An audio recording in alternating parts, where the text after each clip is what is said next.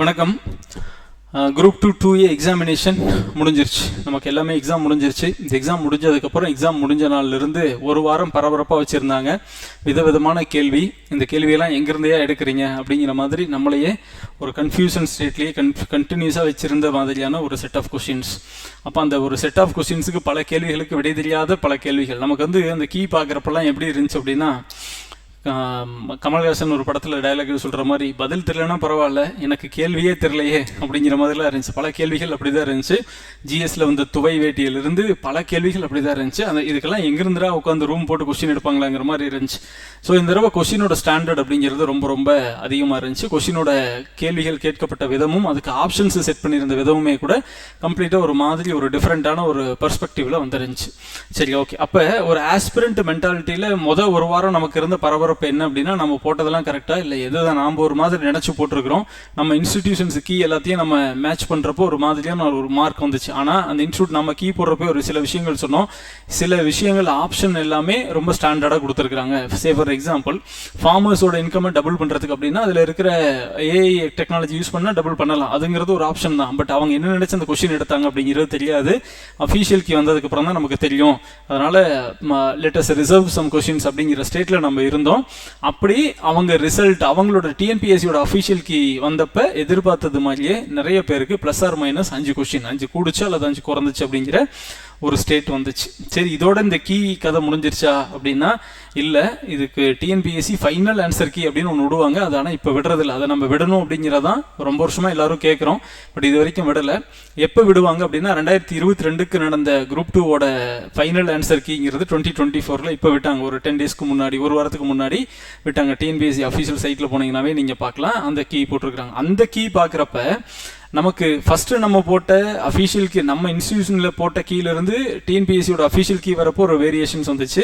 அந்த official கீக்கும் final கீக்கும் compare பண்ணி பார்த்தா 4-5 கொஸ்டின்ஸ் டிஃப்ரென்ஸ் வருது. ஸோ இந்த மாதிரி நிறைய ஃபேக்டர்ஸ் இருக்குது. நீங்கள் உங்களோட ப்ரிலிமினரியோட ரிசல்ட் கிளியர் ஆகுமா ஆகாதா அப்படிங்கிறது அவங்க ஃபைனல் கீ பேஸ் பண்ணி தான் போடுவாங்க. ஆனால் ஃபைனல் கீ அப்படிங்கிறத இப்போ ரிலீஸ் பண்ணுறதில்ல. அது பிஃபோர் ப்ரிலிம்ஸ். இப்போ ஒரு வாரம் கழிச்சு அந்த ஃபைனல் கீயும் ரிலீஸ் பண்ணால் எக்ஸாக்டாக நமக்கு என்ன மார்க், நம்ம என்ன கொஸ்டின்ஸ் கரெக்டாக போட்டிருக்கிறோம் அப்படிங்கிற விஷயம் நமக்கு தெரியும். Okay, at the stage as aspirant நம்ம என்ன பண்ண போகிறோம் அப்படின்னா, அடுத்தது என்ன எக்ஸாம் பண்ண போகிறோம், 2 வருமா 2A வருமா, நம்ம எழுதுறோமா எழுதலையா, படிப்போமா படிக்க மாட்டோமா, என்ன செய்யலாம் அப்படிங்கிற விதவிதமான கேள்விகள், ஆயிரக்கணக்கான ஒரு ஆசிலேஷன்ஸ் இருந்துக்கிட்டே இருக்குது. அப்போ கிட்டத்தட்ட நம்ம என்ன யோசிப்போம், என்ன கட் ஆஃப் வந்தால் நம்ம அடுத்த ஸ்டேஜுக்கு போயிடலாம், 2 எழுதுவோமா 2A எழுதுவோமா, இல்லை நமக்கு இது வருமா வராதா, என்னதான் செய்ய போகிறோம் அப்படிங்கிற விஷயத்துக்கு நமக்கு ஒரு அப்ராக்சிமேட்டான ஒரு ப்ரெடிக்ஷன் தேவை. கிளியர்? ஓகே. இதுக்கு சில பேர் நம்ம என்ன பண்ணோம்னா, போன வாட்டி நிறைய வேக்கன்சிஸ் இருந்துச்சு. அப்போ அந்த வேக்கன்சிஸில் ஒரு கட் ஆஃப் வந்துச்சு. அந்த கட் ஆஃப்ல இருந்து இந்த வாட்டி கட் ஆஃப் ரொம்ப அதிகமாகும். ஏன்னா போன வாட்டி 6000 வேக்கன்சி, இந்த வாட்டி 2300 வேக்கன்சி தான். அப்போ அந்த வேக்கன்சி இங்கே கம்மியாகுது, இதில் நிறைய டிஃப்ரென்ஸ் வரும் அப்படின்லாம் நம்ம நினச்சிட்டு இருக்கிறோம். அப்படி இல்லை. போன வாட்டி 5000 வேக்கன்சி, 6000 வேக்கன்சியில் எக்ஸ்க்ளூசிவாக 1000 வேக்கன்சி பிகாமுக்கு போயிடுச்சுன்னா நீங்கள் 5000 வேக்கன்சிக்கு 50000 பேர் நீங்கள் போட்டி போட்டாங்க. பட் அந்த 50000 பேர் போட்டி போட்டாலும் அந்த டைம் இருந்த கொஸ்டினோட ஸ்டாண்டர்டும் இந்த டைம் இருக்கிற கொஸ்டினோட ஸ்டாண்டர்டும் பார்த்தீங்கன்னா ஜென்ரல் தமிழோட ஸ்டாண்டர்டும் ஜிஎஸோட ஸ்டாண்டர்டும் ரொம்ப இன்க்ரீஸ் ஆயிடுச்சு. போன டைம் ரொம்ப நார்மலாக இருந்துச்சு. பட் இந்த வாட்டி ரொம்ப அதிகமாக இருக்கு. அப்போ நமக்கு போன வாட்டி இப்போ லாஸ்ட் குரூப் 2 எக்ஸாமினேஷனை பொறுத்த வரைக்கும் நம்பர் ஆஃப் வேகன்சிஸ் அதிகம், ஆனால் கொஸ்டினோட ஸ்டாண்டர்ட் ரொம்ப நார்மல். பட் இந்த வாட்டி நம்பர் ஆஃப் போஸ்டிங்ஸ் ரொம்ப கம்மி, ஆனால் கொஸ்டினோட ஸ்டாண்டர்ட் ரொம்ப அதிகம். இப்போ நம்ம ப்ரிலிமினரியிலிருந்து டிஎன்பிஎஸ்சி கேட்டுட்டு இருக்கிறோம். ப்ரிலிம்ஸ் முடிஞ்சதுலேருந்து என்ன கேட்குறோம், அந்த மார்க்ஸை நார்மலைஸ் பண்ணுங்க அப்படின்னு கேட்குறாங்க. டிஎன்பிஎஸ்சி தெளிவாக சொல்கிறாங்க, நார்மலைஸ்லாம் பண்ண முடியாது, என்ன மார்க் போட்டிங்களோ அதான் அப்படின்னு சொல்லி கிளியராக இருக்காங்க அவங்க. அப்போ இந்த நார்மலைசேஷனுங்கிறது எங்கே நடக்கும்னா, இந்த லெவல் ஆஃப் கொஸ்டின் ஸ்டாண்டர்டில் நார்மலைசேஷன் நடக்கும். போன வாட்டி போஸ்டிங் அதிகம் பட் ஸ்டாண்டர்ட் நார்மல், இந்த வாட்டி போஸ்டிங் கம்மி ஆனால் ஸ்டாண்டர்ட் ரொம்ப ஹை. அப்படிங்கிறப்ப இது ரெண்டும் நார்மலைஸ் ஆகி ஒரு மாதிரியாக ஒரு காமனான ஒரு பிளாட்ஃபார்மில் தான் நமக்கு அந்த கட் ஆஃப் உட்காரும். ஓகே. அப்போ இந்த கட் ஆஃபை நமக்கு எவ்வளோ வரும் அப்படிங்கிறது எப்படி தெரியும்? ஒவ்வொருத்தங்களும் நம்ம மனம் போன போக்கில் சொல்ல முடியாது. ஸோ உங்களுக்கு ஒரு கட் ஆஃப் ப்ரிடிக்ஷன் ஃபார்ம் அப்படிங்கிறது ஒரு ஃபார்ம் கொடுத்துருந்தோம். கிட்டத்தட்ட 2000 2460 பேர் வந்து அந்த ஃபார்ம் வந்து ஃபில்அப் பண்ணியிருக்கீங்க. அந்த ஃபில்அப்பில் நீங்கள் என்ன கேட்டகரி, என்ன கம்யூனல் கேட்டகரி, அதுக்குள்ளே நீங்கள் தமிழா இங்கிலீஷா, என்ன மார்க்ஸ் நீங்கள் ஸ்கோர் பண்ணியிருக்கீங்க, எவ்வளோ நம்பர் ஆஃப் கொஸ்டின்ஸ் கரெக்டாக போட்டிருக்கிறீங்க அப்படிங்கிற பல விஷயங்கள் அதில் நம்ம கேட்டிருந்தோம். அந்த விஷயங்கள் எல்லாமே நீங்கள் கொடுத்துருக்கீங்க. அதிலிருந்து ரொம்ப இன்ட்ரெஸ்டிங்கான ஒரு அவுட்புட் நமக்கு வருது. அதை வச்சு தான் நம்ம ஒரு ப்ரெடிக்ட் பண்ணுறோம். ஸோ இது வந்து ஒரு சாம்பிள் சர்வே. ஒரு 2500 பேர் அப்படிங்கிறது இந்த பாப்புலேஷனில் ஒரு சாம்பிள் சர்வே. இந்த 2500 பேர் அப்படிங்கிறது from various district, various category, various community, PSTM, நான் பிஎஸ்டிஎம், ஸ்பெஷல் கேட்டகரி, அந்த மாதிரியான நிறைய விஷயங்கள் இருந்து கலந்து எடுத்த ஒரு பாப்புலேஷன் அப்படிங்கிறப்ப இதை நாம் ஒரு சாம்பிள் பாப்புலேஷனாக வச்சுக்கலாம். பார்க்கலாம் என்னென்ன வருது அப்படிங்கிற விஷயங்களை நம்ம ஒரு தெரிஞ்சுக்கிறப்ப கிளியர் கட்டாக நம்ம அடுத்த ஸ்டேஜ் போகலாம். இந்த பிஃபோர் தட் நம்ம 2 விஷயம் ரொம்ப கிளியராக இருக்கணும். ஸோ நமக்கு தெரிஞ்சது எல்லாமே total number of vacancies 2327 correct. அப்போ இதுக்கு மெயின்ஸுக்கு எவ்வளோ பேர் சார் எடுப்பாங்க அப்படின்னா 1:10 ரேஷியோவில் எடுப்பாங்க. அப்போ 2320 இன்ட்டு 10 1:10 அப்படிங்கிறப்போ ஒரு 23,000 பேர் 24,000 பேர் எடுப்பாங்களா அப்படின்னா நம்ம எல்லாருமே அப்படி தான் நினச்சோம். பட் அதில் ஒரு விஷயத்தை நம்ம புரிஞ்சிக்க வேண்டியது என்ன அப்படின்னா டோட்டல் வேகன்சிஸ் 2327, அதை 2 ஸ்ப்ளிட் பண்ணிங்கன்னா 507 வேகன்சிஸ் ஓடி அண்ட் 1820 போஸ்ட் வந்து நான் ஓடி. அப்போ டிஎன்பிஎஸ்சி என்ன சொல்கிறாங்க, ஓட்டிக்கு யாரெல்லாம் செலக்ட் ஆகுறாங்களோ அவங்க நான் ஓட்டியும் எழுதலாம் அப்படிங்கிற ஒரு ஆப்ஷன் கொடுத்துருக்குறோம். அப்படி தான் வரும். அது நாளைக்கு அதில் ஏதாவது ஒரு ஆப்ஷன் கொடுத்து இல்லை நான் ஓட்டி மட்டும்தான் எழுதுவேன், நான் ஓட்டி மட்டும்தான் எழுதுவேன், அப்படி ஏதாவது செலக்ட் பண்ண சொல்கிறாங்களா அப்படிங்கிறது நாளைக்கு ரிசல்ட் வரப்போ தெரியும். பட் அப்படி இருக்க வாய்ப்பு இல்லை. அப்போ 2க்கு செலக்ட் ஆகிற எல்லாருமே 2ஏக்கு எலிஜிபிள் அப்படிங்கிற ஒரு பொசிஷன். ஏன்னா அவங்க டாப் மார்க் வாங்குறாங்க, நிறைய மார்க் வாங்குறதால டாப் லேயரில் இருக்கிறாங்க. அவங்களோட ஆப்ஷன் நான் 2வும் எழுதுவேன் 2ஏவும் எழுதுவேன் அப்படிங்கிறப்ப 2 ஆப்ஷனுமே எழுதலாம் அப்படிங்கிற ஒரு ஆப்ஷன் இருக்கு.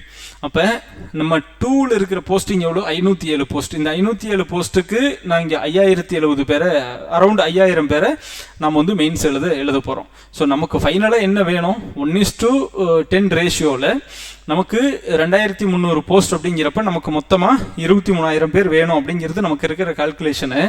ஆனால் 2க்கு எடுக்கிற 507 பேர் அவன் 2வும் எழுதுவான், அடுத்தது அவன் 2ஏவும் எழுதுவாங்க. அப்போ இந்த 5000 பேரில் இந்த 5000 பேர் 2 எழுதுவாங்க, அவங்களே தான் 2ஏவும் எழுதுவாங்க.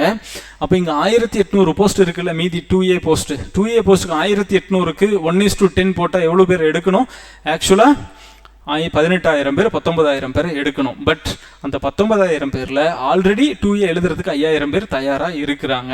அதுதான் 2ல செலக்ட் ஆகிருக்கிற 5000 பேர் தயாராக இருக்கிறாங்க. அப்படிங்கிறப்ப அந்த 18,000லேருந்து ஒரு 4,000 பேர் 5000 பேர் குறைஞ்சிட்டாங்கன்னா ஒரு 13,000 பேர் தான் அங்கே எடுப்பாங்க. ஸோ அரவுண்ட் நமக்கு ஃபைனலாக இந்த எக்ஸாமினேஷனை எழுத போகிறவங்க, மெயின்ஸ் எழுத போகிறவங்க அப்படிங்கிறது ஒரு 18,000லேருந்து 19,000 பேர். மேக்ஸிமம் ஒரே மார்க்கில் நிறைய பேர் இருக்கிறாங்க அப்படின்னா கூட நாட் மோர் தென் 20,000 பீப்புள் அவங்க தான் இந்த எக்ஸாமினேஷனை மெயின்ஸ் எழுத போகிற ஆட்கள். அப்போ இதுக்குள்ளே நம்ம வருவோமா அப்படிங்கிறது தான் இன்றைக்கி நம்மகிட்ட இருக்கிற கேள்வி. ஓகே, ரெண்டாவது நீங்கள் இன்னொன்று தெரிஞ்சுக்க வேண்டிய முக்கியமான விஷயம், இன்டர்வியூ போஸ்ட்டில் இருக்கிற 507 போஸ்ட்டில் 389 போஸ்ட்டு தான் காமன் டு ஆல். எல்லாருமே என்ன டிகிரி இருந்தாலும் இர்ரெஸ்பெக்டிவ் ஆஃப் தேர் டிகிரி எல்லாருமே மெயின்ஸ் எழுதக்கூடியது அப்படிங்கிறது ஒரு 389 பேர் தான். மீதி இருக்கிற 118 பேர் வந்து அந்த ஸ்பெஷல் டிகிரி இருக்கணும். ஒன்று இன்ஜினியரிங், ஃபாரஸ்ட்டு, ஏஎஸ்ஓ, லா, ஏஎஸ்ஓ ஃபினான்ஸ், அந்த போஸ்ட்லாம் இருக்கிறவங்கெல்லாம் எக்ஸ்க்ளூசிவாக பிகாமு, ஃபாரஸ்ட்டு, பிஇயில் பர்டிகுலர் டிகிரி அப்படி படிக்கிறவங்க தான். அப்போ ஸ்பெஷல் டிகிரி அப்படிங்கிறதுல 118 போஸ்ட் போயிடும். எல்லாருமே எழுதக்கூடியது குரூப் 2ல எல்லாருக்குமே இருக்கக்கூடிய போஸ்ட் அப்படிங்கிறது 389 போஸ்ட். அந்த போஸ்ட் தான் நம்ம எழுத போகிறோம். ஓகே, அப்போ இந்த 20,000 பேருக்குள்ள நம்ம உள்ள இருப்போமா இருக்க மாட்டோமா அப்படிங்கிறது முடிவு பண்ணக்கூடியது நாம் வாங்கின மார்க்கு தான். ஸோ டோட்டலாக இந்த ஃபார்ம் ஃபில்அப் பண்ணது, நம்ம ஒரு ஃபார்ம் உங்களுக்கு கொடுத்துருந்தோம். இந்த ரிசல்ட் எதுவுமே எங்களுடைய தனிப்பட்ட ரிசல்ட்டு கிடையாது. நீங்கள் என்ன டேட்டாஸ் கொடுத்தீங்களோ, நீங்கள் என்ன மார்க்கு கொடுத்தீங்களோ அதை இன்டர்பிரேட் பண்ணி அதிலிருந்து ஒரு டேட்டாவை நம்ம எடுத்துருக்கிறோம். இந்த 2460 பேரில் 160 + கொஸ்டின்ஸ் நாங்கள் கரெக்டாக போட்டோம் அப்படின்னு சொல்கிறது 68 பேர் தான். 156லேருந்து 160 வரைக்கும் போடுறது 132 பேர். 51லேருந்து 155 வரைக்கும் போட்டது 352 பேர். 146லேருந்து 150 வரைக்கும் போட்டது 588. 141லேருந்து 145 வரைக்கும் போட்டது 580. 135 to 140 376. இதுக்கு கீழே நிறைய கேட்டகரியாக பிரிக்கல, ஏன்னா 135 அண்ட் பிலோ அப்படிங்கிறது கொஞ்சம் நமக்கு லெஸர் சான்ஸ் அப்படிங்கிறதுனால நாங்கள் அதை டோட்டலாக பிலோ 135 அப்படின்னு எடுத்துக்கிட்டோம். அப்படி அந்த பிலோ 135 எடுக்கிறதுல மொத்தம் 364 பேர் இருக்காங்க. ஸோ இதில் நமக்கு ரொம்ப இன்ட்ரெஸ்டிங்கான ஃபேக்ட்டு இல்லை நம்ம தெரிஞ்சுக்க வேண்டியது, நமக்கு இதில் என்ன நம்ம புரிஞ்சுக்கிறோன்னா, அதிகப்படியான ஸ்டூடெண்ட்ஸ் நம்பர் ஆஃப் பாப்புலேஷன் அதிகமாக ஃபாலோ இருக்கக்கூடிய ஒரு ஏரியா 141 to 145 அல்லது 146 to 150 இந்த ரேஷியோக்குள்ள தான். மொத்தம் இருக்கிற 2420ல் 500 1000 கிட்டத்தட்ட 1200 பாப்புலேஷன், 50% பாப்புலேஷன் எங்கே இருக்குன்னா 141லேருந்து 150 வரைக்கும் இருக்கக்கூடியதுக்குள்ள தான் டோட்டல் நம்பரில் 50% பாப்புலேஷன். ஸோ எக்ஸாம் எழுதினவங்கள 50% பேர் இருக்கக்கூடியது இந்த ரேஞ்சுக்குள்ளே தான். இப்போ மீதி இருக்கிற 50 பேர் தானே சார் டிட்டர்மைன் பண்ணுவாங்கன்னா இல்லை, அதுக்கு மேலே இருக்கிறவங்கள நீங்கள் கால்குலேட் பண்ணிங்கன்னா கொஞ்சம் குறைவாக தான் இருக்கிறாங்க. ஸோ இது வந்து ஒரு இனிஷியல் ஸ்டேட் ஆஃப் ஒரு ப்ரிடிக்ஷன்னா நாம் எந்த லெவலுக்குள்ளே இருக்கிறோம், நம்மள மாதிரியே இருக்கக்கூடியவங்க நம்ம வாங்கின ரேங்க்குள்ளே எவ்வளோ percentage of population students aspirants இருக்கிறாங்க அப்படிங்கிற விஷயம் நமக்கு ஒரு ஐடியா கிடைக்குது. அண்டு ஃபர்தர் இந்த விஷயத்தை இன்னும் ஃபர்தராக நமக்கு நான் டீகோட் பண்ணுறப்ப ஒவ்வொரு கம்யூனிட்டி கேட்டகரி வைஸ் நாங்கள் அதை பிரித்தோம். ஓசியில் எவ்வளோ பேர் மொத்தம் இந்த ஃபார்ம் ஃபில்அப் பண்ணியிருக்காங்க, ஃபில்அப் பண்ண ஓசியிலிருந்து நமக்கு 160 ப்ளஸ் எவ்வளோ, 156லேருந்து 160 எவ்வளோ, 151லேருந்து 155 எவ்வளோ, 146லேருந்து 150 எவ்வளோ, 141லேருந்து 145 வரைக்கும் எவ்வளோ இருக்காங்க, அண்ட் தென் 136 to 140 எவ்வளோ இருக்கிறாங்க, அண்ட் தென் ஃபைனலாக 135 அண்ட் பிலோ எவ்வளோங்கிறது. நம்ம இதுக்கு முன்னாடி இங்கே பார்த்தது, இங்கே நம்ம பார்க்குறது கம்ப்ளீட்டாக டோட்டலாக ஃபில்அப் பண்ணதில் இந்த மார்க் ரேஞ்சுக்குள்ளே எவ்வளோ பேர் இருக்காங்க, இர்ரெஸ்பெக்டிவ் ஆஃப் கேட்டகரி கம்யூனிட்டி எதுவும் இல்லாமல் டோட்டலாக 2460 பேரில் இதுக்கு கீழே ரொம்ப கம்மியான மார்க்கில் இருந்துச்சு, அந்த ஃபார்ம்ஸ் எல்லாம் ரிஜெக்ட் பண்ணிட்டோம். ஸோ ஓரளவுக்கு கன்சிடரபுளாக இப்போ 3 டிஜிட்டில் நம்பர் ஆஃப் கொஸ்டின்ஸ் கரெக்டாக இருக்கிற ஃபார்ம்ஸ் இது. அப்போ இதில் டோட்டலாக இருக்கிற பாப்புலேஷனில் இது வந்து ஒரு டிவிஷன். ஆனால் இது வந்து கம்யூனிட்டி வைஸ். இப்போ நீங்கள் ஒரு எக்ஸாம்பிளுக்கு ஓசி கம்யூனிட்டி எடுத்துக்கிட்டிங்கன்னா 32 பேர் இந்த ஃபார்ம் ஃபில்அப் பண்ணியிருக்காங்க. 32 பேரில் 160 +ல 4 பேர் இருக்காங்க. 156லேருந்து 160 யாருமே இல்லை, 151 to 155 யாரும் இல்லை, 146லேருந்து 150 8 பேர் இருக்காங்க, 41 to 45 12 பேர் இருக்காங்க. அப்போ இதுலேயும் அதிகப்படியான கேட்டகரி எங்கே உட்காருதுன்னா 141லேருந்து 145 வரைக்கும் இருக்கிறதுல அதிகமான பேர் உட்காந்துருக்காங்க. ஓகே,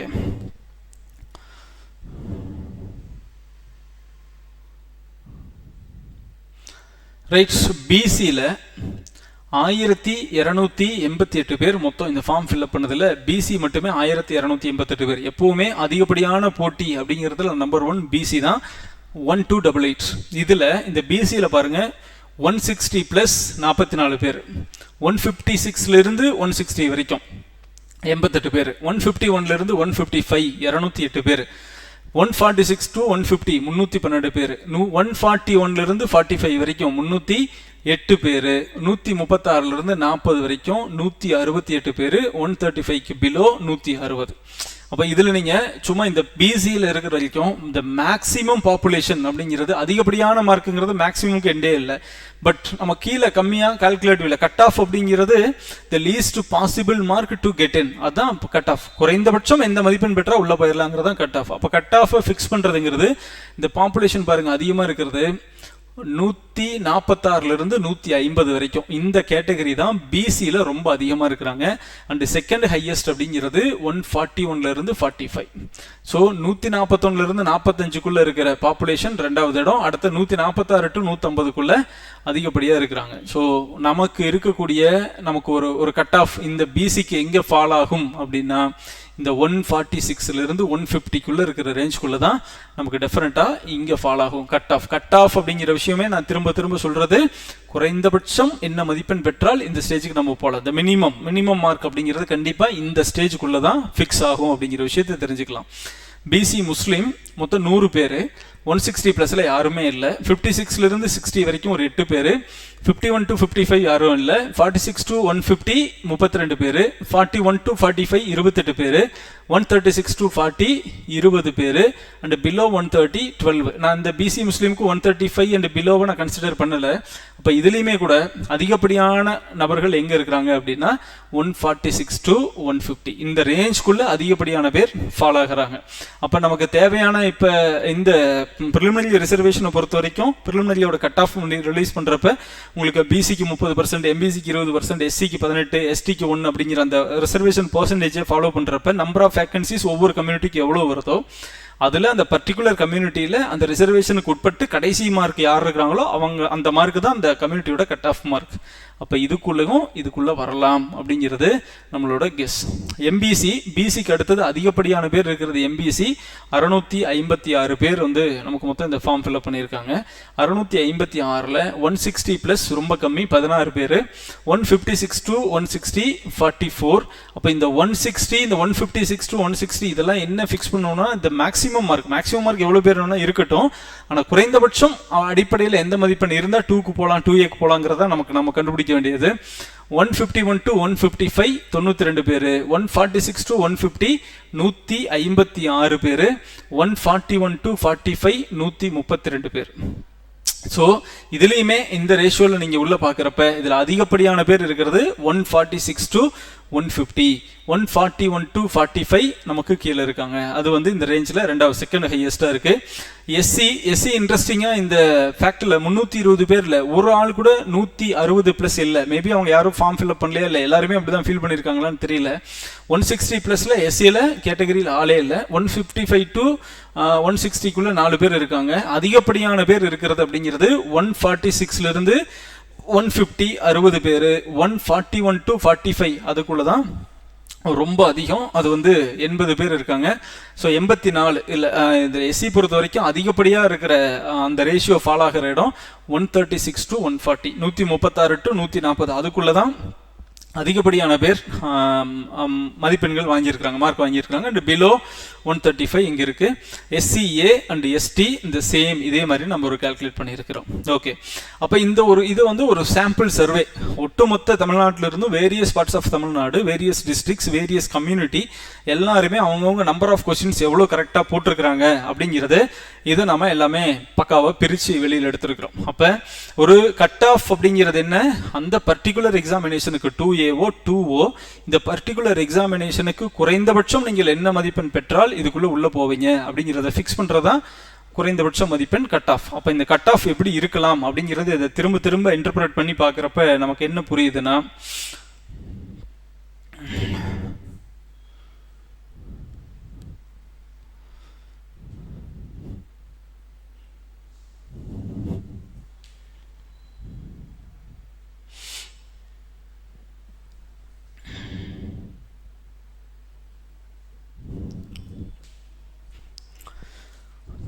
ஸோ இந்த ரிசல்ட்டை வச்சு நம்ம ஃபைனலாக ஒரு ரிசல்ட்டை கொண்டுட்டு வரோம் அப்படின்னா அந்த ரிசல்ட் என்னவா இருக்கும்?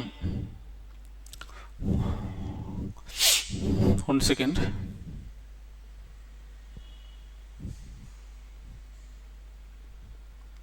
இதுதான் அந்த ஃபைனல் கட் ஆஃப் அனாலிசிஸில் நம்ம ஃபிக்ஸ் பண்ணக்கூடியது. இது ஃபுல் அண்ட் ஃபுல் இது யாருக்கு அப்படின்னா நான் பிஎஸ்டிஎம். பிஎஸ்டிஎம்ஐ இதற்கு நான் கொண்டுட்டு வரல. நான் பிஎஸ்டிஎம்க்கு இந்த நம்பர் ஆஃப் கொஸ்டின்ஸ் உள்ளே வரலாம்.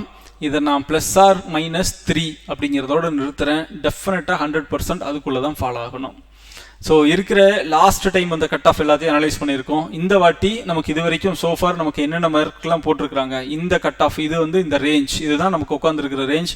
மார்க்கில் பசங்களுக்கு என்ன விஷயம் வந்திருக்கு, எதுக்குள்ளே யார் ஃபாலோ ஆகுறாங்க அப்படிங்கிற விஷயம் எல்லாமே இதுக்குள்ளே ஃபிக்ஸ் ஆகுது. அப்போ இந்த விஷயத்தை வச்சு நம்ம இன்டர்பிரேட் பண்ணி பார்க்குறப்ப இந்த கட் ஆஃப் வரலாம் அப்படிங்கிறதான் நம்மளோட ப்ரெடிக்ஷன். ஓசியாக இருக்கிறீங்க, அதர் கேட்டகரி நீங்கள் வந்து இருக்கீங்க அப்படின்னா குரூப் 2A 160 ப்ளஸ், அது வந்து காமனாகவே நான் என்ன சொல்கிறேன்னா 162 ப்ளஸ் இருந்துச்சு அப்படின்னா 2Aஓ 2O டெஃபினட்டாக 160 ப்ளஸுக்கு மேலே இருந்தால் தான் ஓசி பீப்புளுக்கு உள்ளே வர முடியும். பிசிக்கு குரூப் 2A அப்படின்னா நான் 143 ப்ளஸ் கண்டிப்பாக நமக்கு குரூப் 2A வரும்.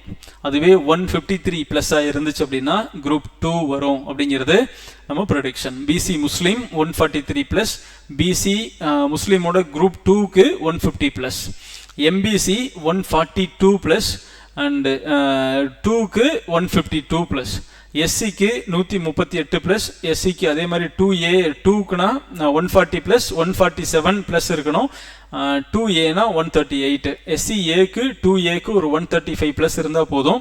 அண்ட் தென் குரூப் 2க்கு 141 ப்ளஸ் இருக்கணும், எஸ்டிக்கு 130 ப்ளஸ் இருந்தாவே டெஃபினட்டாக குரூப் 2A வரும். 140 ப்ளஸ் இருந்தால் கண்ணை மூடிட்டு நீங்கள் குரூப் 2 படிக்கலாம், 100% அது வந்து வரும், அதில் எந்த டவுட்டுமே வேண்டாம். இதில் நிறைய பேர் தொடர்ந்து ஃபோன் பண்ணி ஒரு விஷயம் கேட்குறீங்க, சார் நான் ex service menu destitute widow இருக்கிறோம், எங்களுக்கு குரூப் 2க்கு என்ன வரும் அப்படிங்கிறது. காமனாக ஒரு விஷயம் எல்லாரும் புரிஞ்சுக்கோங்க, எக்ஸ் சர்வீஸ் மேனுக்கும் டெஸ்டிடியூட் விடோவுக்கும் லெவல் 12 அண்ட் அபவ் போஸ்ட்டுக்கு எலிஜிபிள் இல்லை, அது கொடுக்க மாட்டாங்க. அதனால லெவல் 12 அண்டு அதுக்கு மேலே இருக்கிற போஸ்ட் அப்படிங்கிறது இன்டர்வியூ போஸ்ட்டு. அதனால எக்ஸ் சர்வீஸ் மேனுக்கும் டெஸ்டிடியூட் விடோவுக்கும் உங்களுக்கு குரூப் 2 எக்ஸாமினேஷன் அதுக்கு வந்து வராது. அது வந்து 2Aக்குள்ளே தான் நம்ம வாங்குற மார்க் வந்து நம்ம 2Aக்குள்ளே தான் உள்ளே வரும். அதை நம்ம பார்த்துக்கலாம், அது நோட்டிஃபிகேஷனில் கொஞ்சம் அது கிளியராக படிச்சுக்கணும். ஸோ இதுதான் இந்த எக்ஸ்பெக்டட் கட் ஆஃப் அப்படின்னு சொல்லக்கூடிய கட் ஆஃப். இந்த கட் ஆஃப்ல இருந்து ப்ளஸ் ஆர் மைனஸ் 3 ஆகலாம். நான் சொல்கிறேன், இப்போ எம்பிசிக்கு பிசிக்கு 143 இருக்குது அப்படின்னு நான் சொல்கிறேன், பிசிக்கு 143, குரூப் 2க்கு 153 இருக்குன்னா இந்த 53 55 56 ஆகலாம், அல்லது 51 52 மாறலாம். ஸோ இவ்வளோ தான் அந்த டிஃப்ரென்ஸ் வருமே ஒழிய, பட் ஆல்மோஸ்ட் இந்த ரேஞ்சுக்குள்ளே இருக்கிறவங்க அடுத்த ஸ்டேஜ் ஆஃப் எக்ஸாமினேஷனுக்கு நீங்கள் கான்ஃபிடென்ட்டாக ப்ரிப்பேர் ஆகலாம் அப்படிங்கிற ஒரு விஷயத்த மைண்டில் வச்சுக்கோங்க. சரி, இந்த கட் ஆஃபை நிர்ணயிக்கக்கூடிய காரணிகள் அப்படின்னு சொல்லக்கூடியது இந்த ரொம்ப முக்கியமான சில விஷயங்கள் நான் சொல்கிறேன். குரூப் 2வில் வந்து நமக்கு இருக்கிறது 500 போஸ்ட்டும் நமக்கு இல்லை, அப்போ போஸ்ட் வந்து கம்மியாகுது, 118 போஸ்ட் வந்து ஸ்பெஷல் போஸ்ட்டுக்கு போயிடுது. அப்படிங்கிறப்ப நமக்கு மீதி இருக்கக்கூடிய போஸ்ட்டு தான் எல்லாருமே காமனாக போட்டி போடுற போஸ்ட். அப்போ நம்பர் ஆஃப் போஸ்ட் ரொம்ப கம்மியாக குரூப் 2 இன்டர்வியூ போஸ்ட்டுக்கான காம்படிஷன் ரொம்ப ஹெவியாக இருக்கும். அந்த ஃபஸ்ட்டு கட் ஆஃப் அதிகமாகுது அப்படின்னா அதுக்கான காரணங்கள் நான் சொல்கிறேன் இதுவாக இருக்கும். ரெண்டாவது, நம்பர் ஆஃப் செலெக்ஷன்ஸ் கம்மி. ஒப்பீட்டளவில் போன வாட்டி 50,000 பேரை மெயின்ஸுக்கு அனுப்புனாங்க அப்படிங்கிறப்ப இந்த வாட்டி நமக்கு கம்மி, ஒரு 20,000 பேர் தான் அனுப்ப போகிறாங்க. ஓரளவுக்கு நார்மலைஸ் ஆகும், ஆனால் என்னதான் நார்மலைஸ் ஆனாலும் குறைவான போஸ்டிங் அப்படிங்கிறது இன்னும் கொஞ்சம் கட் ஆஃபை மேலே கொண்டுட்டு போகும். ரெண்டாவது, ஃபைனல் ஆன்சர் கீ இப்போ கொடுத்துருக்கிறது ஒரு டென்டேட்டிவ் கீ. ஃபைனல் ஆன்சர் கீயில் எந்தெந்த கேள்விகள் இன்னும் குறையுது கூடுது அப்படிங்கிறத பொறுத்து இந்த டஃப்னஸ் ஆஃப் கொஷின் பேப்பர் இன்னும் கூடலாம் அல்லது கொஞ்சம் குறையலாம். ஸோ அது டைரெக்டாக உங்களோட கட் ஆஃபில் இம்பேக்ட் பண்ணும். அடுத்தது, லாஸ்ட் குரூப் 2 கேண்டிடேட்ஸ், இவங்க தான் ரொம்ப முக்கியமான ப்ளே பண்ணக்கூடிய ஆட்கள். லாஸ்ட் குரூப் 2 மெயின்ஸ் எழுதி கிடைக்காதவங்க, இன்டர்வியூ போய் கிடைக்காதவங்க, அவங்க கிட்டத்தட்ட ஒரு 50,000 பேரில் 6,000 பேர் வேலைக்கு போயிட்டாங்கன்னா கூட கிட்டத்தட்ட 40,000 பேர் இருக்காங்க. ஸோ அந்த 40,000 பேருடைய காம்படிஷன் அதில் 50% எடுத்துக்கிட்டா கூட அதிலிருந்து ஒரு 20,000 பேர் கடுமையான போட்டியை இந்த குரூப் 2 எக்ஸாமினேஷனில் கொடுக்கக்கூடிய ஆட்கள். ஏன்னா அவ்வளோ தூரம் போயிட்டு அவங்களால சும்மா போக முடியாது. அப்போ திரும்ப நம்ம இன்னொரு போஸ்ட் எடுக்கணுங்கிறப்ப இந்த குரூப் 2 தான் டார்கெட்டாக இருந்து ரொம்ப விகரஸாக ப்ரிப்பேர் பண்ணியிருப்பாங்க. ஸோ இந்த லாஸ்ட் குரூப் 2 கேண்டிடேட்ஸ் அப்படிங்கிறவங்க ரொம்ப முக்கியமான ஒரு ஃபேக்டராக இருப்பாங்க இந்த எக்ஸாமினேஷனுடைய கட் ஆஃபை டிசைட் பண்ணுறதில். அட் த சேம் டைம் நமக்கு மெயின்ஸ் வர்றப்ப சில விஷயங்கள் நம்ம ஆஸ்பிரன்ட் சைட்லேருந்து நம்ம எக்ஸ்பெக்ட் பண்ணுறோம். அது என்ன அப்படின்னா, ஒன்று, நம்பர் ஆஃப் வேகன்சிஸ் அதிகம் பண்ணணும். 5 லட்சம் 6 லட்சம் பேர் எழுதுகிற எக்ஸாமில் 2000 வேகன்சிஸ்ங்கிறது ரொம்ப குறைவு. அதே மாதிரி அரசு நிறைய காலி பணியிடங்கள் இருக்குது. டிஎன்பிசி குரூப் 4க்கான வேகன்சிஸ் இன்க்ரீஸ் பண்ணணும் அப்படின்னு சொல்கிறப்போவுமே கூட என்ன சொன்னாங்கன்னா, அதுக்கு துறை வாரியாக நாங்கள் பணியிடங்கள் கேட்டுட்டு இருக்கிறோம், அதுக்கான வாய்ப்புகள் இருக்குது, நாங்கள் கண்டிப்பாக போடுறோங்கிற ஒரு விஷயத்த சொல்லியிருக்காங்க. Point number 1. ரெண்டாவது, குரூப் 2க்கு 2000 போஸ்ட் அப்படிங்கிறது ஒரு 3000 4000 அதிகம் பண்ணணும். பட் ரொம்ப முக்கியமான விஷயம் என்னென்னா, இந்த இன்க்ரீஸ் பண்ணக்கூடிய விஷயத்தை பிஃபோர் ப்ரிலிமினரி ரிசல்ட்டுக்கு முன்னாடி வேகன்சிஸ் இன்க்ரீஸ் பண்ணால் தான் அது எல்லாருக்குமே benefit. So number of vacancies அதிகமாக மெயின்ஸ் எழுதக்கூடிய மாணவர்களுடைய எண்ணிக்கை அதிகமாகும். ஆனால் அது ப்ரிலிமினரி ரிசல்ட்டுக்கு முன்னாடி வந்தால், இங்கே மெயின்ஸ் எழுதுனதுக்கப்புறம் ரிசல்ட்டுக்கு முன்னாடிலாம் வந்துச்சுன்னா அது இந்த மெயின்ஸ் போகிற ரேஷியோ, ஒரு number of certain percentage of ஸ்டூடெண்ட்ஸை மெயின்ஸ் போக முடியாமல் பண்ணும். ஸோ ஃபஸ்ட்டு வேகன்சி இன்க்ரீஸ் பண்ணுனா நல்லாயிருக்கும். அந்த இன்க்ரீஸ் பண்ணுற வேகன்சியை பிஃபோர் ப்ரிலிம்ஸ் நமக்கு ஒரு தகவலாக சொன்னால் மெயின்ஸ் போகிற நம்பர் ஆஃப் ஸ்டூடெண்ட்ஸ் நிறைய பேர் மெயின்ஸ் எழுதுவாங்க. ரெண்டாவது, இந்த கொஸ்டின் பேப்பர் என்னவா இருக்கும் அப்படின்னா, இந்த நியூ சேர்மன் அண்ட் டீம் அவங்க வந்ததுக்கப்புறம் ஆஸ்பிரன்ஸோட ஒவ்வொரு கன்சர்னும் அவங்க காதுகளுக்கு போயிட்டு இருக்கு. அவங்க ரொம்ப அதெல்லாம் கேர்ஃபுல்லாக பார்க்குறாங்க. அப்படி பார்க்குற அந்த சமயத்தில் நமக்கு இப்போ இருக்கிற மிகப்பெரிய கன்சர்னே என்னென்னா, இந்த கொஷின் பேப்பரோட ஸ்டாண்டர்ட் வந்து கரெக்டாக இல்லை, கொஞ்சம் தமிழ் ரொம்ப டஃப்பாக இருக்குது, இங்கிலீஷ் வந்து கொஞ்சம் நார்மலாக இருக்குது, ஜிஎஸ்குள்ள அப்படிங்கிற ஒரு பெரிய ஒரு கன்சர்ன், ஒரு ஆர்கியூமெண்ட் போயிட்டு இருக்கிறதால மேபி அவங்க என்ன பண்ணலான்னா, குரூப் 2A மெயின்ஸில் இருக்கக்கூடிய Tamil literature, Tamil grammar and English grammar அப்படிங்கிற அந்த போர்ஷனில் ஒரு நார்மலைசேஷன் கொண்டுட்டு வரலாம். ஒன்று இங்கிலீஷ் கிராமரை கொஞ்சம் ஹார்ட் ஆக்கலாம், இல்லைனா தமிழ் கிராமரை கொஞ்சம் லிபரல் ஆக்கி கொடுப்பாங்க. ஆனால் மெயின்ஸில் இருக்கக்கூடிய அந்த தமிழ் கிராமர் போர்ஷனில் ஒரு நார்மலைசேஷன் அப்படிங்கிறத கண்டிப்பாக எக்ஸ்பெக்ட் பண்ணலாம். இன்னொரு முறை எல்லாரும் வந்து விமர்சனம் பண்ணுற மாதிரி இந்த கொஸ்டின் பேப்பர் இருக்கக்கூடாது அப்படிங்கிற விஷயத்த கொஞ்சம் அவங்க பண்ணலாம். ரெண்டாவது, இன்னொரு முக்கியமான விஷயம், நம்ம ஆஸ்பிரண்ட் சைட்லேருந்து கேட்கக்கூடிய மிக முக்கியமான எக்ஸ்பெக்டேஷன் பிழை இல்லாத மொழிபெயர்ப்பு. மொழிபெயர்ப்பு அப்படிங்கிறது மொழிபெயர்ப்பு மாதிரி ஆயிடக்கூடாது. கண்ணாமொழி திருக்கிட்டு வருது சார், அதில் என்ன சொல்கிறாங்கன்னே புரியல அப்படிங்கிற மாதிரி இருக்கக்கூடாது. அதனால் அந்த மொழிபெயர்ப்பு கொஞ்சம் சரியாக இருக்கும் பட்சத்தில் தமிழ் வழி மாணவர்களுக்கு ரொம்ப யூஸ்ஃபுல்லாக இருக்கும் அப்படிங்கிறது ரொம்ப முக்கியமான விஷயம். ரைட், இது வந்து உங்களுக்கு இந்த ப்ரெடிக்ஷன் அப்படிங்கிறது ஒரு cut off prediction to kick start your preparation. நீங்கள் அடுத்தது என்ன பண்ணலாம் அப்படிங்கிற ஒரு குழப்பத்திலிருந்து ஓரளவுக்கு ஓகே, இப்போ நாம் 141 to 145 இருக்கிறோன்னா ஓவராலாக தமிழ்நாட்டில் இருக்கிற பிசி எவ்வளோ பேர் எதில் வந்திருக்கிறாங்க அல்லது மற்றவங்க எதில் வந்திருக்கிறாங்க அப்படிங்கிற விஷயத்தை நம்ம தெரிஞ்சுக்கிறப்ப நமக்கு உள்ளுக்குள்ள ஒரு ஊக்கமும் உள்ளுக்குள்ள ஒரு நம்பிக்கையும் கிடைக்கும். அந்த நம்பிக்கையின் அடிப்படையில் நம்ம அடுத்தடுத்த கட்டத்துக்கு பயணம் பண்ணுறதுக்கான ஒரு வாய்ப்பு கிடைக்கும். அப்படிங்கிறதால இது ஒரு prediction, initial level prediction +or-3 அப்படிங்கிற ஒரு கேட்டகரியாக நீங்கள் வச்சுக்கலாம். இதை பேஸ் பண்ணி நீங்கள் உங்களோட ப்ரிப்பரேஷன் எல்லாத்தையுமே ஸ்டார்ட் பண்ணலாம். ஒரு விஷயம் நல்லா புரிஞ்சுக்கோங்க, இந்த எக்ஸாமுக்கு வந்துட்டோம், இந்த பேட்டர்னுக்குள்ளே வந்துட்டோம், இந்த எக்ஸாம் எழுதி படிச்சுட்டு ஒரு நல்ல வேலை வாங்கணுங்கிறத நமக்கு இலக்கு. இன்னைக்கு கூடுதலோ குறைவோ இந்த கட் ஆஃப்குள்ளே நம்ம வரல அப்படிங்கிறதால நம்ம இந்த விஷயத்தை அப்படியே விட்டுட்டு போயிட போகிறோமா, இந்த ஜேர்னியை நம்ம நடுவுலேயே விட்டுட்டு போயிட போகிறோமானா டெஃபினட்டாக இல்லை. நம்ம கண்டிப்பாக ஒர்க் பண்ண தான் போகிறோம், படிக்க தான் போகிறோம். இந்த எக்ஸாமில் ஒரு போஸ்டிங் வாங்கினா தான் நம்ம ஆத்மா சாந்தி அடையும். அப்போ அது வரைக்கும் நம்ம போயிட்டு தான் இருக்க போகிறோங்கிறப்ப இந்த கட் ஆஃப் ரேஞ்சுக்குள்ளே இருந்தால் நம்பிக்கையோடு படிங்க. இந்த கட் ஆஃப் ரேஞ்சு கீழே இருந்தால் அதோட நம்பிக்கையாக படிங்க. அவ்வளோதான் நான் சொல்லுவேன். ஏன்னா படிக்கணும். அடுத்து வரக்கூடிய ஆண்டில் குரூப் 1 வருது, குரூப் 2 வருது, குரூப் 4 வருது, 2026 எலெக்ஷன் வருது. அதனால் 2025 there are many chances to increase more வேகன்சிஸ்க்கு நிறைய வாய்ப்புகள் இருக்குது. 2025 நடக்கக்கூடிய தேர்வுகளுக்கு நம்ம கால்ஃபர் வந்ததுக்கப்புறம் பார்த்துக்கலாம் அப்படின்னா எகைன் இன்னொரு ஏமாற்றமான ரிசல்ட்டுக்கு வந்துடும். ஸோ இன்றிலிருந்து தொடர்ந்து படிப்போம். இந்த 2A மெயின்ஸுக்கு நம்ம ஃபோக்கஸ் பண்ணி படிக்கிறோமா இல்லை அடுத்த ப்ரிலிமினரிக்கு நம்ம படிக்கிறோமா அப்படிங்கிறத நீங்கள் ப்ரிலிம்ஸ் படிக்கிறதையே மெயின்ஸ் ஓரியன்டேஷனில் மெயின்ஸ் ஃபோக்கஸ்டாக நீங்கள் படிங்க. அடுத்த வருஷம் வரக்கூடிய எல்லா மெயின்ஸுக்கும் அது ப்ரிலிமினரிக்கும் டெஃபினட்டாக யூஸ் ஆகும். ஓடிக்கொண்டே இருக்கும் வரை தான் அது பெயர் நதி. நின்று தேங்கிட்டோம்னா குட்டையாயிரும். அறிவும் அப்படிதான், ஓட ஓட பெருகும், ஓட ஓட அது சுத்திகரிச்சுட்டு அழகாக போய்கிட்டே இருக்கும். நீங்கள் ஒரு நாலேஜ் லெவலில் நீங்கள் காம்படிஷனில் ரேஸில் தொடர்ந்து இருக்கணும்னா நீங்கள் தொடர்ந்து படிக்கணும். ஒரு இடத்துல தேங்கி நின்று அவன் நம்பிக்கைகளும் குழப்பங்களும் வச்சுக்கிட்டு வருமா வராதா, படிக்கலாமா வேண்டாமா, 2 மாதம் வேலைக்கு போகலாமா, அதுக்கப்புறம் ஒரு 2 மாதம் கழிச்சு படிக்கலாமா, கால்ஃபர் வந்ததுக்கப்புறம் படிக்கலாமா, வருமா வராதா, இதெல்லாம் காலத்துக்கு முன்னால் இந்த கேள்விகள் எதுவுமே செல்லுபடி ஆகாது. காலம் ஓடிக்கொண்டே இருக்கும். ஆனால் கால்ஃபர் வந்துக்கிட்டே இருக்கும். நாம் தயாராக இருக்கிறோமா இல்லையாங்கிறது மட்டும்தான் கேள்வியாக இருக்கும். அதனால் நிச்சயமாக இந்த எல்லைக்குள் இருப்பவர்கள் நம்பிக்கையோடு படிங்க. அதற்கு கீழே இருக்கிறவங்க இன்னும் நம்பிக்கையாக படிக்கணும். அடுத்து வரக்கூடிய தேர்வுகளை வெல்வதற்கு முறையான பயிற்சி, சரியான வழிகாட்டல், இது 2 தான் எந்த ஒரு வெற்றிக்கு பின்னாடி இருக்கிறது. அதனால் ரொம்ப கேர்ஃபுல்லாக உங்களோட ஸ்டடி பிளானை டிசைன் பண்ணுங்கள். உங்களோட மென்டார்ஸை கரெக்டாக செலக்ட் பண்ணுங்கள். நல்லபடியாக படிங்க. குரூப் 2 2A இந்த 2 எக்ஸாமினேஷனுக்கான மெயின்ஸ் ப்ரோக்ராம் அப்படிங்கிறது கமிங் சாட்டர்டே நம்ம உங்களுக்கு அனௌன்ஸ் பண்ணுறோம். சிக்ஷாவிலேருந்து ரொம்ப தரமாக லாஸ்ட் டைம் 50+ ஸ்டூடெண்ட்ஸ் உங்களுக்கு குரூப் 2ல் மட்டுமே பாஸ் பண்ணாங்க. குரூப் 1ல் ஒரு 6 ஸ்டூடெண்ட் கிளியர் பண்ணாங்க. எல்லாருமே இன்றைக்கி சர்வீஸில் வேலைக்கு போயிட்டு அவங்க ரொம்ப நல்லபடியாக அவங்கவுங்க வேலைக்கு போகிறாங்க. அதில் என்ன பியூட்டினா, ஏற்கனவே வேலைக்கு போன எல்லாரும் திரும்ப இந்த எக்ஸாம் எழுதுகிறாங்க. மறுபடியும் இதே மெயின்ஸுக்கு திரும்ப படிக்கிறாங்க. ஏன்னா போன வாட்டி நினைத்த துறை கிடைக்காதவங்க இந்த முறை நினைச்ச துறைக்கு நான் வேலைக்கு போகணும் அப்படிங்கிறதுக்காக திரும்ப வராங்க. வேலையில் இருப்பவர்களே அவ்வளோ போட்டி கொடுக்குறாங்க. அப்படிங்கிறப்ப நாம் ஒரு வேலையை நோக்கி ஓடுறோம். அப்படிங்கிறப்ப நம்ம உழைப்பு இன்னும் பெரிதாக இருக்க வேண்டும். ஜஸ்ட் கீழே டிஸ்கிரிப்ஷனில் நமக்கு லாஸ்ட் டைம் படித்து பாஸ் பண்ண ஸ்டூடெண்ட்ஸோட ஃபீட்பேக், அவங்களுடைய டாப்பர் சீரியஸ் அப்படிங்கிற பேரில் ஒரு பிளேலிஸ்ட்டே இருக்கும். எல்லா ஸ்டூடெண்ட்டும் அங்கே இருப்பாங்க. அவங்களோட வே ஆஃப் அப்ரோச் பாருங்கள். சிக்ஷாவோட ப்ராக்டிசஸ் அவங்களுக்கு எவ்வளோ ஹெல்ப்ஃபுல்லாக இருந்துச்சு, அவங்க என்ன பண்ணினாங்க, அவங்க எப்படி பாஸ் பண்ணாங்க அப்படிங்கிற விஷயம் எல்லாமே ரொம்ப டீட்டெயில்டாக அவங்க பேசியிருப்பாங்க. உங்களுக்கு மேபி ஒரு ஐடியா கொடுக்கலாம், இது எப்படி இருக்கும், இந்த மெயின்ஸ் ப்ரோக்ராம் எப்படி இருக்கும், எப்படி நடக்கும் அப்படின்னு உங்களுக்கு ஒரு டவுட் இருக்கிறப்ப உங்களுக்கு அதெல்லாமே உங்களுக்கு ஒரு ஐடியா கொடுக்கும். அந்த வெற்றியாளர்களின் வரிசையில் நீங்களும் சேரணும் அப்படின்னா உங்களோட ப்ரிப்பரேஷனை இமீடியட்டாக ஸ்டார்ட் பண்ணுங்கள். தரமான பயிற்சி அப்படிங்கிறது ரொம்ப முக்கியம். ஸோ இந்த மெயின்ஸ் ரிலேட்டடாக சிலபஸ் கம்பேரிசன் சீரியஸ் அப்படிங்கிற ஒரு விஷயம் போயிட்டுருக்கு. அது ஆல்ரெடி மாடர்ன் இந்தியாவுக்கு குரூப் 2க்கும் 2Aக்கும் பொதுவாக இந்தந்த விஷயங்களை எல்லாம் ஒன்றா படிக்க முடியும், எதை எக்ஸ்க்ளூசிவாக ரெண்டுக்கும் தனித்தனியாக படிக்கணும் அப்படிங்கிற விஷயத்தை ரொம்ப டீட்டெயில்டாக அனலைஸ் பண்ணி நான் ஒரு வீடியோ பண்ணி போட்டிருக்கோம், அதை பாருங்கள். அதே மாதிரி ஒவ்வொரு சப்ஜெக்ட்டுக்கும் திரும்ப எல்லா சப்ஜெக்ட்டுக்குமே அந்த சிலபஸ் கம்பேரிசன் சீரியஸ் வரும், 1 by 1 வரும். அதெல்லாமே உங்களுக்கு ஒரு கிளியர் கட் ஐடியா கொடுக்கும். ரைட், குரூப் 1 மெயின்ஸ்க்கான டெஸ்ட் பேட்ச் ஃபுல் ஸ்விங்கில் போயிட்டுருக்கு. இது வரைக்கும் 6 டெஸ்ட் நடந்திருக்கு.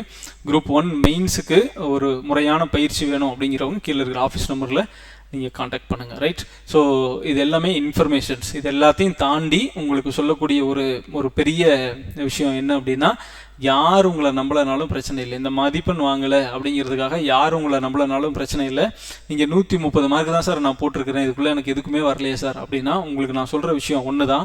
130 கேள்விகளை சரியாக போடுவதற்கு சும்மா உட்காந்துட்டு போட முடியாது. 130 கேள்வி போடுற அளவுக்கு திறன் இருக்கிற உங்களால் இன்னொரு 15 கேள்விகளை கட்டாயமாக போட முடியும். நீங்கள் நல்ல கொஸ்டின் பேப்பர் எடுத்து பாருங்கள். நீங்கள் உள்ளேயா வெளியவான்னு ஃபிக்ஸ் பண்ணக்கூடிய அந்த 10 கேள்விகளோ 11 கேள்விகளோ நிச்சயமாக நீங்கள் கேர்லெஸ் மிஸ்டேக்ஸ் பண்ண கேள்விகளாக இருக்கும். எந்த இடத்தில் நம்ம விட்டோம் அப்படிங்கிறத பேஸ் பண்ணி அதை அனலைஸ் பண்ணி அங்கேருந்து அடுத்த கட்டத்துக்கான பாய்ச்சலை முழு வேகத்தோடு உழையுங்க. உங்களுக்கு என்ன டவுட் இருந்தாலும் மெயின்ஸ் ரிலேட்டடாக ப்ரிலிம்ஸ் ரிலேட்டடாக என்ன சந்தேகம் இருந்தாலும் நீங்கள் ஆஃபீஸ் நம்பரை கூப்பிட்டு கேட்கலாம், உங்களுக்கு ஹெல்ப் பண்ணுவாங்க. ஸோ அடுத்து வரக்கூடிய எக்ஸாம் ரொம்ப சூப்பராக எழுதணும், இந்த முறை கட் ஆஃப் கிளியர் பண்ணி ஒரு ஸ்டேஜுக்குள்ளே இருக்கிறவங்க உறுதியாக வெற்றியுடன் வேலையுடன் தான் நம்ம வீட்டுக்கு திரும்பணும் அப்படிங்கிற எண்ணத்தை உறுதியாக வச்சுக்கோங்க. அடுத்தடுத்த இது சம்பந்தமான விஷயங்கள் உங்களுக்கு நான் சொல்கிறேன். அனைவருக்கும் வாழ்த்துக்கள்.